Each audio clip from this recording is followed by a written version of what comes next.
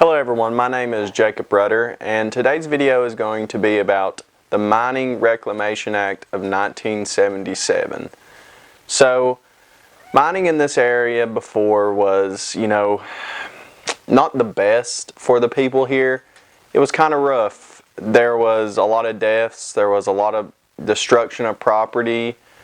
It just all around wasn't that good. We had no other way of supporting ourselves other than mining. So even though it was very dangerous, we had to do it anyways.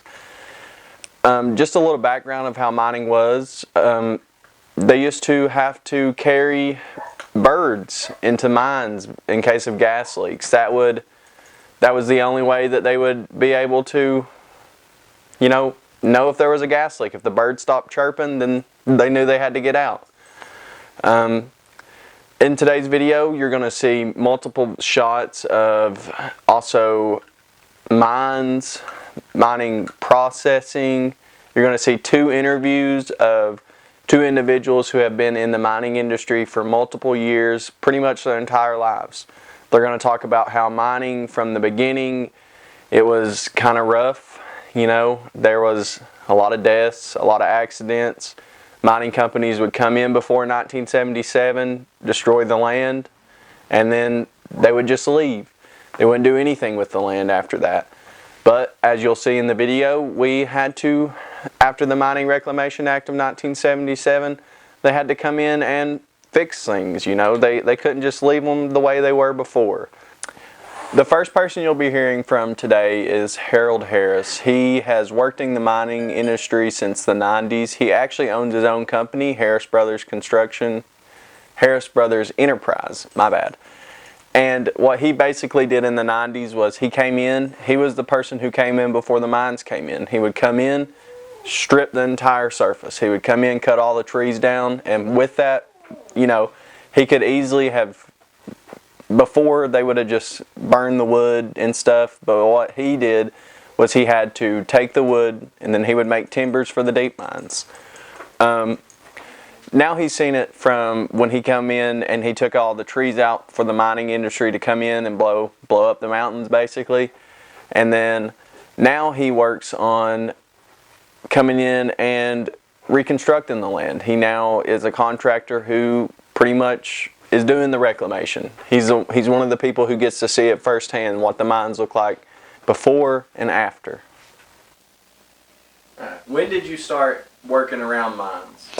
I started around 1990 doing certain types of contracting around the coal companies.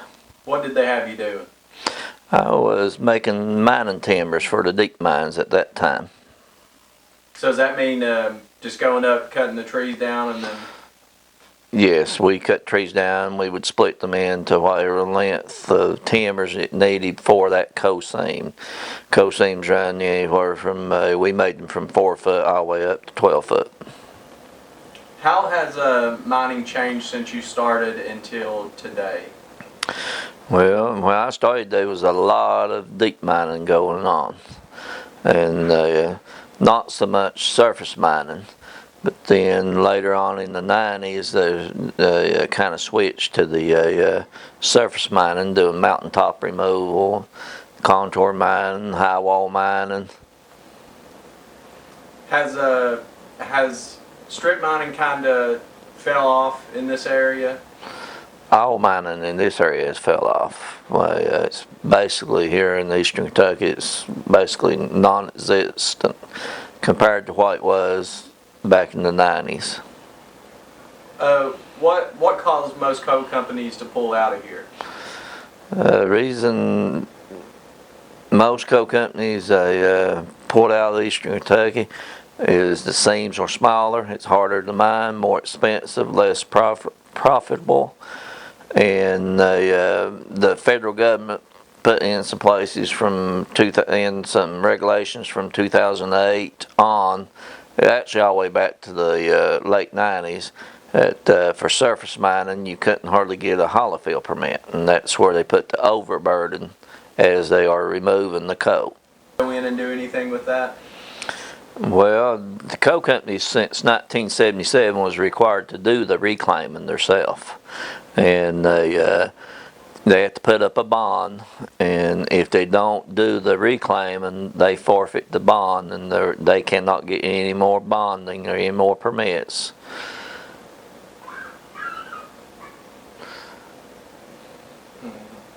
Each ton of coal that's been mined since back in the 70s, there's a fee paid on it to the federal government, to where that the states are awarded what they call AML funds. That's for abandoned mine lands. That is to reclaim mine sites, take care of the environmental damage in the communities, for jobs that were done prior to 1977, when the Mine Reclaim Act was begun. At the Pike County Airport in Pikeville, Kentucky. This is one of the great improvements that we had from a Mining Reclamation Act. Like I said before, at the Pikeville Industrial Park, this was just any other mountain before. But after coal mining happened, they come in and they fixed it up. We have an airport here now. You got to think about this area here in eastern Kentucky. It's nothing but mountains for the most part. And if you think about it, it would be kind of hard to put an airport in between two mountains. So what did they do? They came up here and they put it on top of one. Now, the whole point of this project was to show that although mining has left this area and it has taken a lot of jobs away, we still haven't given up on the land. The land has helped us, it has improved us, and according to forest.gov, mining has been going on here since the 1700s, and it was really big until the 1970s. So that has pretty much dominated the way we live, our environment, our forest, our water, and everything in between. But the one thing about it is, us Eastern Kentuckians have not given up on the land or anything like that. We have always made it work for us. The coal mining before, that was our way of life. It provided us with food, money, clothes. Now that the coal mining is left, we have airports. We have industrial parks. We have golf courses. We have things like that. Yep. You're not doing it. It's recording. Yeah, but you're not. The last person you're going to hear from is Rodney Hall. He is a mine inspector, and he has been in that industry for 20 some years. He basically, what he does is he goes in, he makes sure the mines are doing what they're supposed to be doing. He gets to see the water, the land. He basically gets to see if they're doing it correctly, and if they're not, that's when he has to, write them up or do something along those lines. His job is basically to make sure that they are following the Mining Reclamation Act of 1977. If it wasn't for people like him, the mines could basically do what they wanted. The backwash from the coal, it leaked onto land. They could basically do what they wanted. President Jimmy Carter enacted SMCRA, which is Surface Mining Coal Reclamation Act. This act gives the government a little bit more control over the mining industry. It prevented wildcat mining. It held the coal companies accountable and made them start putting up bonds for reclamation, and made them reclaim the land back the way it was supposed to be. This was done because they were destroying the environment and people's lives until this act got into effect. What was some ways that they were destroying people's property and lives? They came in.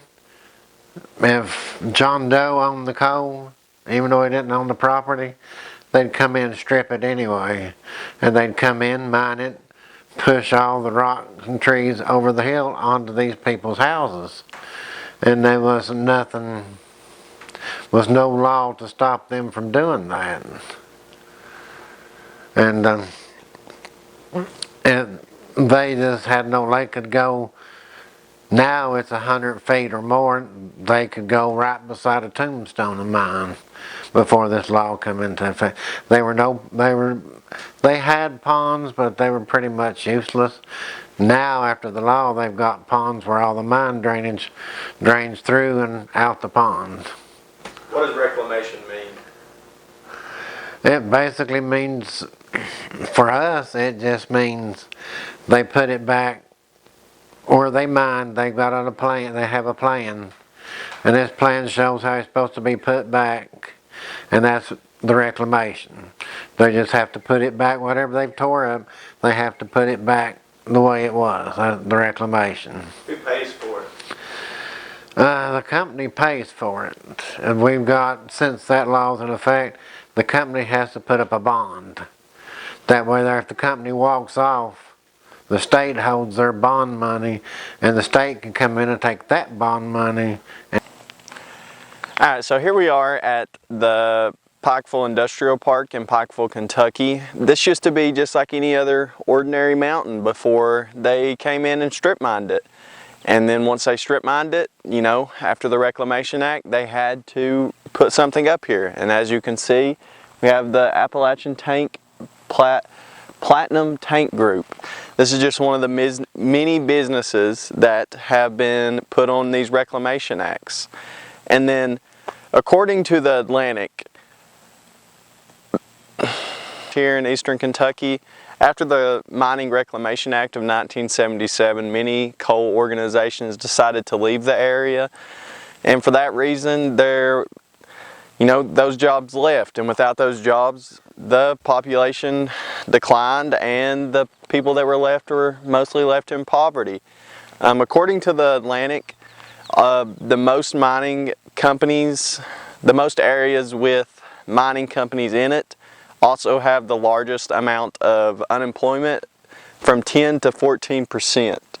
That is a huge number for this area, but we're resilient here. We did not give up. Once we had the Mining Reclamation Act of 1977 and the mining companies left, we knew we had to do something with the land. We couldn't just leave it.